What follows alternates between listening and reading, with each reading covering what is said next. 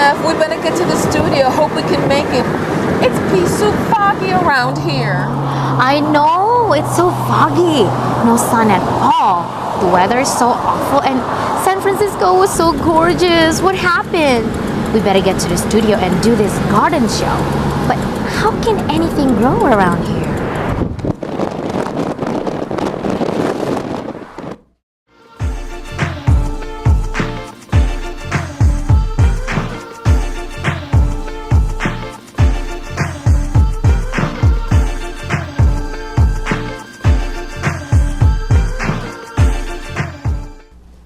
Hi, welcome. I'm Margarita Cardenas. And I'm Stephanie Chung. Together, we hope to help your garden grow, which many believe is a challenging project for any Pacifica homeowner. We have many goals and a number of gardening tricks to show you. We'll be covering everything from composting, irrigation, the many uses of herbs, and everything in between. So if you're not the experienced gardener, that's fine. By the end of today, you'll have a few secrets to grow a lush garden. And after a few of our episodes, you will turn your black thumb into a green thumb.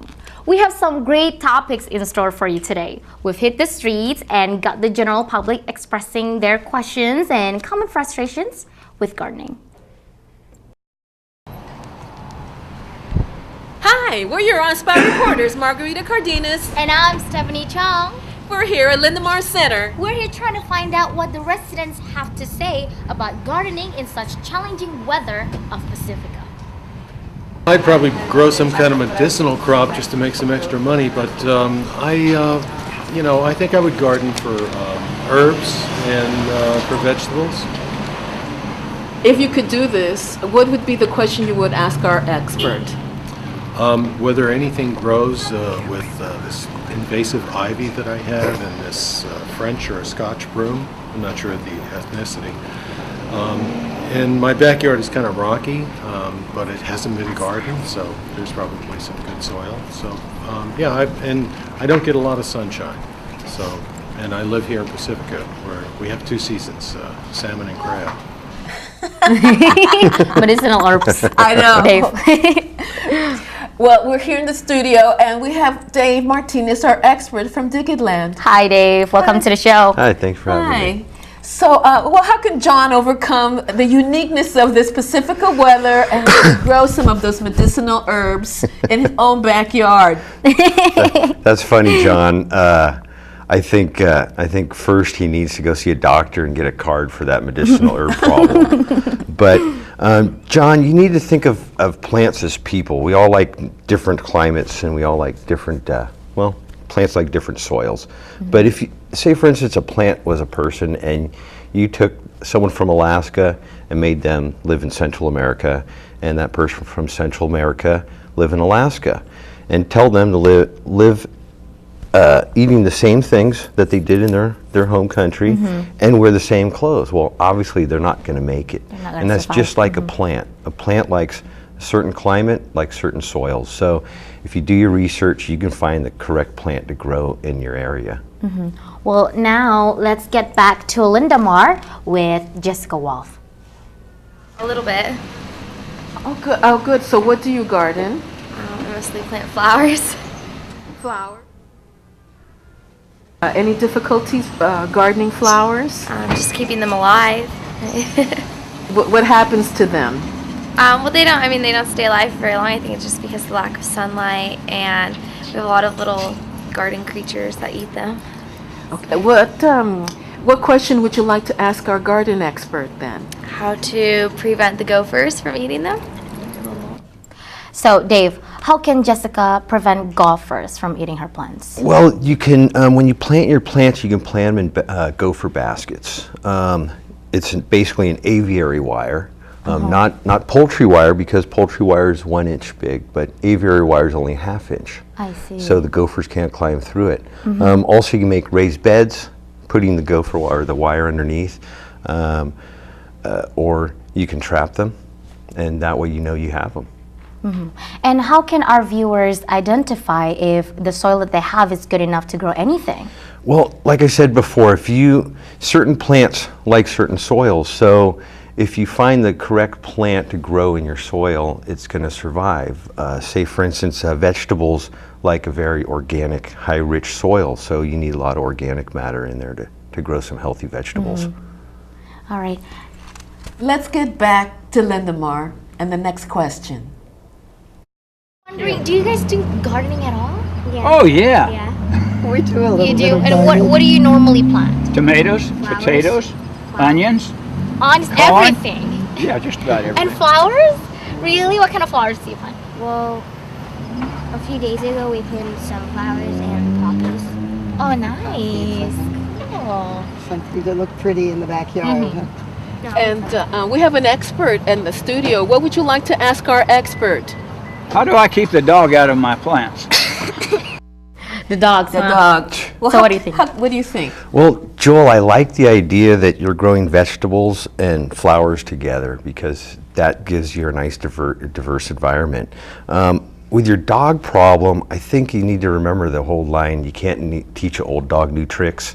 But all my dogs, I've taught them to walk in the pathways and try to stay off the plants. So it's something that you have to try to train your dogs to do. Or get some plants that can handle a little bit of roughing up. All right. And our next question is from Judy Sweet. Let's check it out. Hi. First of all, we want to know, do you garden at all? Yes, I do. All right, so what's your garden?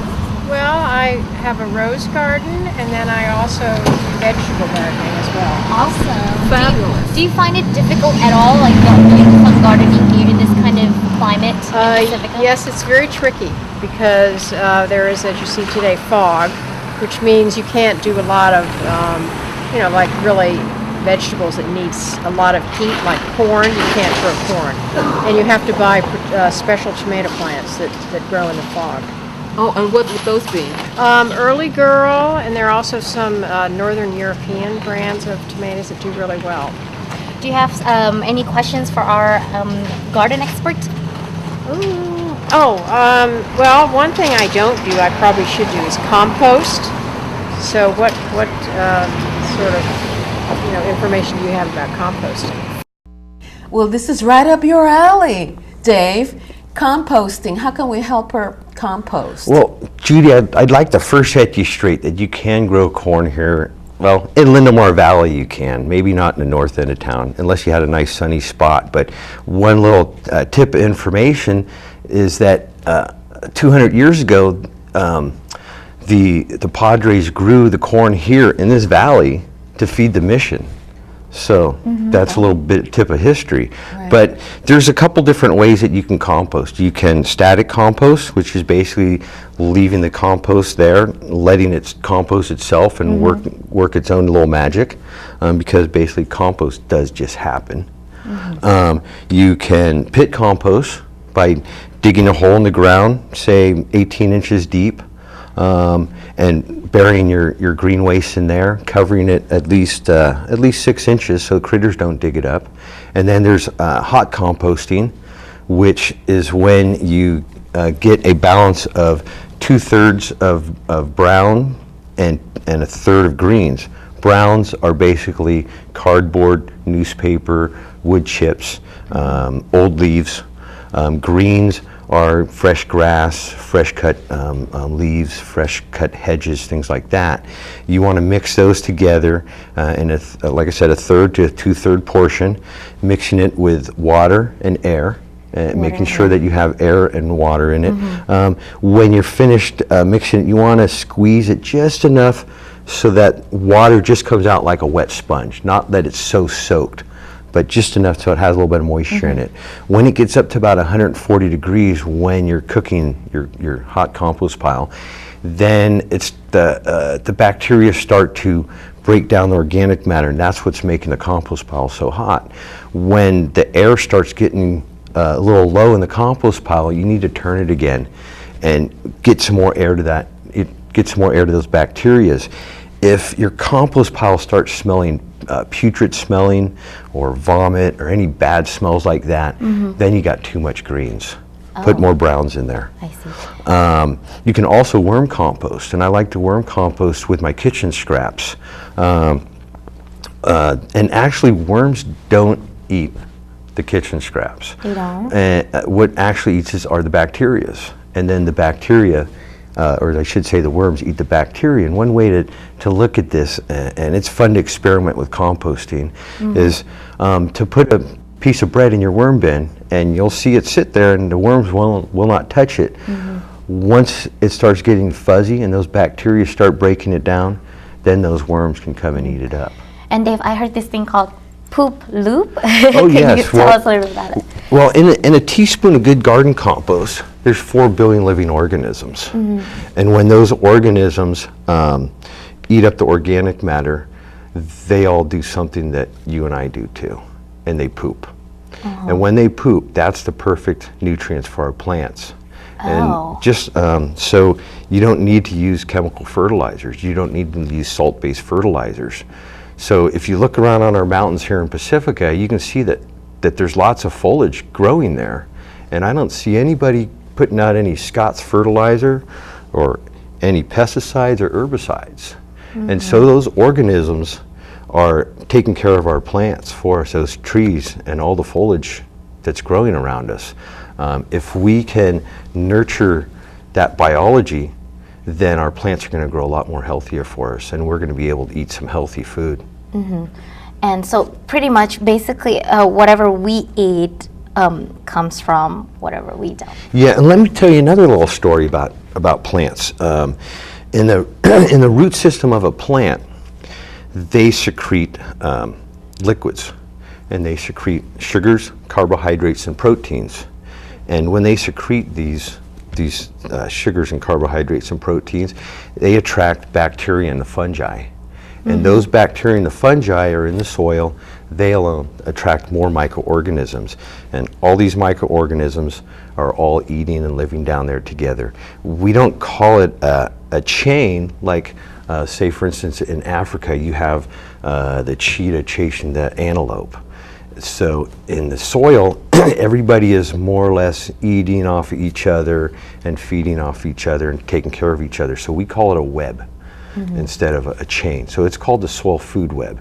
And basically what it is, it's the poop loop, we call it. And the poop loop is when these organisms poop in the soil. That's our nutrients for our plants. Right, and Margarita. So you put that in your backyard then? You know, I grow some great vegetables. You were just over my house the other day and you saw how the lettuce was growing so great. Yeah, I was just going to say, Margarita, from our resources, I heard that carrots, beets, and lettuce do very well all year round.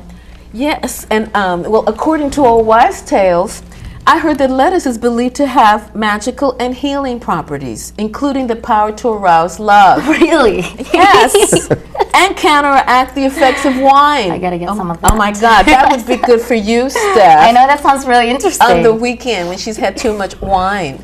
I didn't know lettuce was so sexy, Dave. What are your thoughts Well, on that? you know what? I'm not an old wife, and even my dog doesn't even have a tail. But I can tell you something about iceberg lettuce that I heard, is that iceberg lettuce is supposed to counteract the effect or the dehydrated effect of a hangover. But the problem is you don't. You're gonna have to eat so much lettuce that you won't know if you're getting sick off the lettuce or it's your hangover. That's true. Well, we hope we shed some light on this subject. And there are some benefits of going green. We want to thank Dave for being our guest today and enlightening us. And also, just for your information, he just finished a 7-week course on bay-friendly qualifications. So, congratulations, Dave. Congrats, Dave. And thank you so much for being here with us today once again. And that should do it for today's show. Thank you so much for watching. Check us out on Facebook and send us your questions. And be sure to tune in next month for more of Urban Traditions, where we'll be covering more of composting. Till then, take care.